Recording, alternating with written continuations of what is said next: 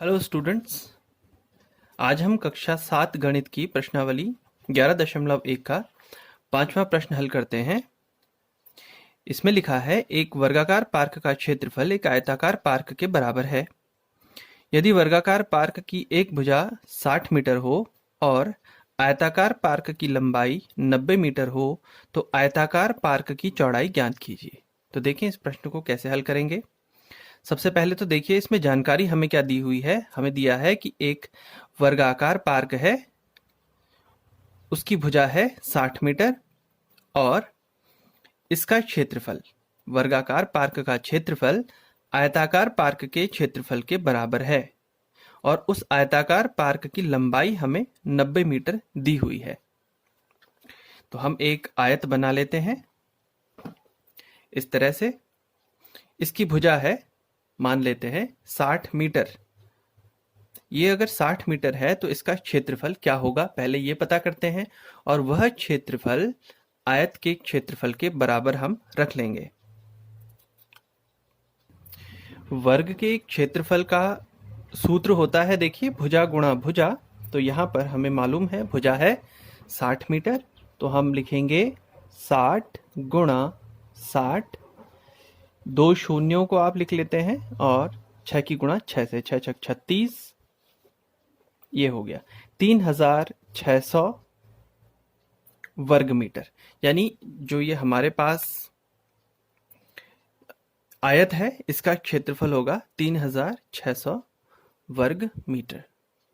अब ये एक आयत, इसका क्षेत्रफल, इस वर्ग का क्षेत्रफल एक आयत के क्षेत्रफल के बराबर है, उस आयत के क्षेत्रफल के बराबर है जिसकी भुजा 90 मीटर है, यानी कि एक लंबाई, ये इसकी लंबाई है 90 मीटर। अब इन दोनों के क्षेत्रफल हैं बराबर। देखें फिर क्या करेंगे, हम इस आयत का क्षेत्रफल निकालने की कोशिश करते हैं और वो क्षेत्रफल कितना होगा, इतना ही होगा 3600।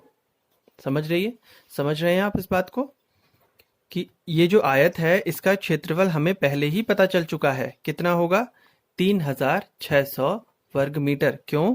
क्योंकि इस आयत का क्षेत्रफल और इस वर्ग का क्षेत्रफल आपस में बराबर है। तो देखें आयत का क्षेत्रफल हमने लिख दिया 3600 वर्ग मीटर। अब आयत के क्षेत्रफल का सूत्र क्या होता है, वो होता है लंबाई गुणा चौड़ाई, और ये है 3600 के बराबर। अब लंबाई क्योंकि हमें मालूम है वो है 90 मीटर, चौड़ाई हम आसानी से ज्ञात कर सकते हैं।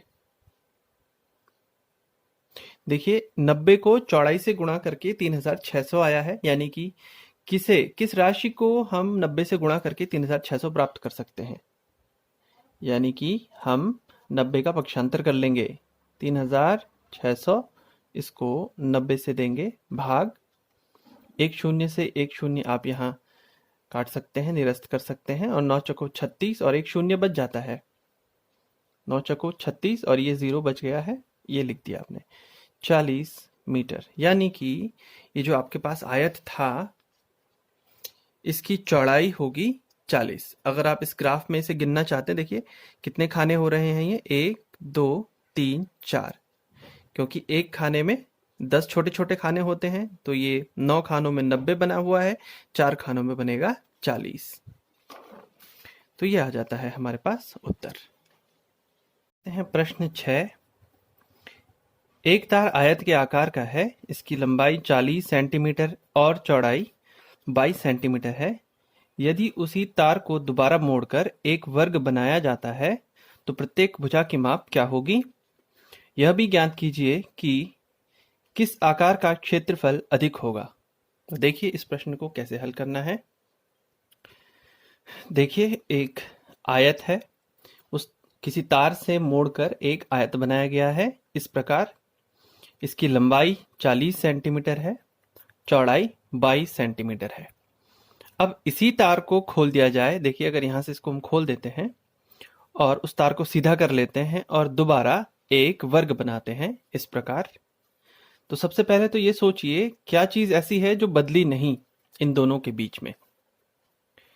देखिए इस तार को खोलेंगे तो इस पूरे तार की लंबाई यहां प्रयुक्त हो जाएगी।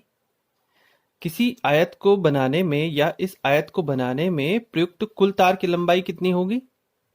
इस आयत के परिमाप के बराबर। तो वही परिमाप यहां प्रयुक्त हो गया। इसका मतलब इस प्रश्न में इस आयत का परिमाप इस वर्ग के परिमाप के बराबर होना चाहिए।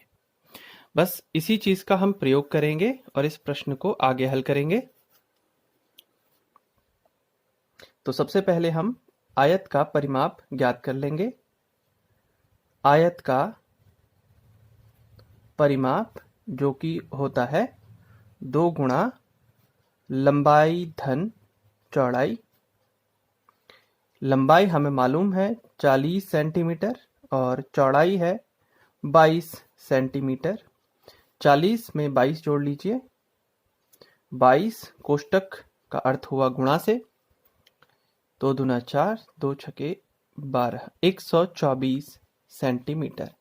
यानी कि ये जो आयत है इसके ऊपर कितना तार लगा होगा? यहां से यहां, यहां से यहां, यहां से यहां और यहां तक। ये पूरा तार लपेटा अगर जाता तो कुल मिलाकर 124 सेंटीमीटर लंबा तार लगाना होता। अब यही तार यानी 124 सेंटीमीटर लंबा तार मोड़ दिया है यहां इन 4 भागों में। तो हमारे पास ये जानकारी है कि हम क्या करेंगे, ये परिमाप इसके बराबर रख लेंगे। ये परिमाप यानी इस आयत का परिमाप हम इस वर्ग के परिमाप के बराबर रख लेंगे और यहां से भुजा प्राप्त कर लेंगे। अब देखिए वर्ग का परिमाप क्या होता है। वर्ग का परिमाप होता है 4 गुणा भुजा। और हमें मालूम चल गया है कि 4 गुणा भुजा अभी 124 है। 124 4 गुणा भुजा। तो बड़ी आसानी से हम ये बता सकते हैं कि भुजा की माप क्या होगी। ये 4 इधर गुणा में है, भाग में चला जाएगा। 4 3 12, 4 एकम 4, यानी भुजा की माप हमें प्राप्त हुई है 31 सेंटीमीटर। यानी ये जो वर्ग हमारे सामने है इसकी प्रत्येक भुजा 31, 31, 31 और 31 सेंटीमीटर लंबी रही होगी। दूसरी बात हमसे ये भी पूछा गया था कि अब ये बताएं कि किस आकृति का क्षेत्रफल बराबर है। यहां पर हमने देखा इन दोनों के परिमाप तो बराबर थे, लेकिन क्षेत्रफल का क्या, देखें गणना करके देखते हैं।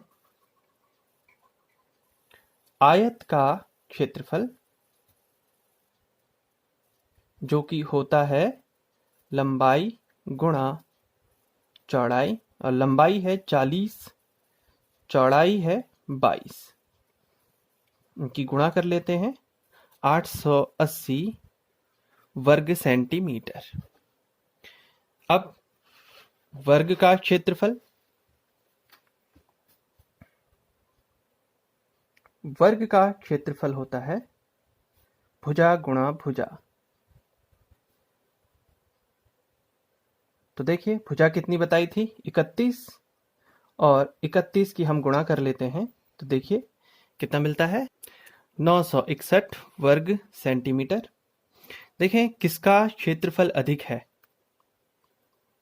वर्ग का क्षेत्रफल देखिए 961 वर्ग सेंटीमीटर है तो ये अधिक है, इसको हम उत्तर बनाएंगे।